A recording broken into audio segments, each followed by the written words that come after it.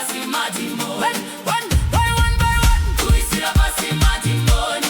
Hey, one by one. Kuwisira Pasi Madhimoni. Hey, one by one. Kuwisira Pasi Madhimoni. Nezitara Jesu. Kuwisira Pasi Madhimoni. Mweye china yamira pamaradzano. Inofunga kuti tiri vana vokusvinwa maropa. Asina sitauya netsvimbo ya Mozisi. Gungwa dzvuku richatsemuka vakatarisa. Hakuna mufuhwiri ungabatira pamwana waMwari. Hakuna munyamunga namira pajazi rechiedza. Wakatakura banga rekwaKesaria, asi isu takatakura shoko rine moto.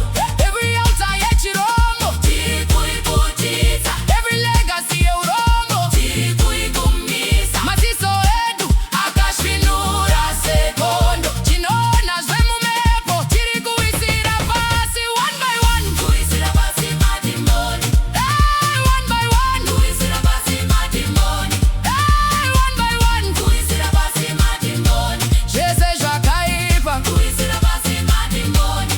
Tarisa uone, nasi denga rakavhurika. Ngatitange nezveropa rakasviba rekumusha. Rakavarira vanasikana kusawanikwa.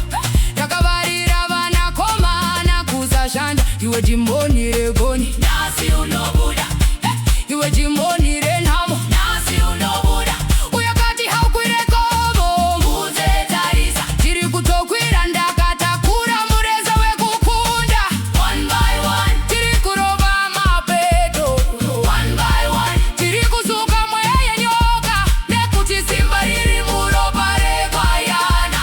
Richiri kushanda, richiri kupisa. Zunza, zunza, zunza. Jazi rako dhimoni ridole. Hey, zunza, zunza, zunza. Imba yako namo idole. Hey, zunza, zunza, zunza. Muhomwe mune panditire mari.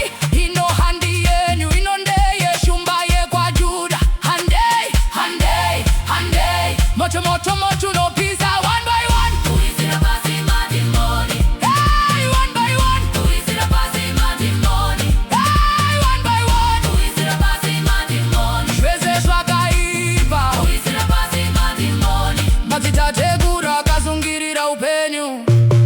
Nasi tiri kudzura midziyoyo. Chibereko chakasungwa nemasaga emishonga. Tiri kuchisunungura nesimba remunamato.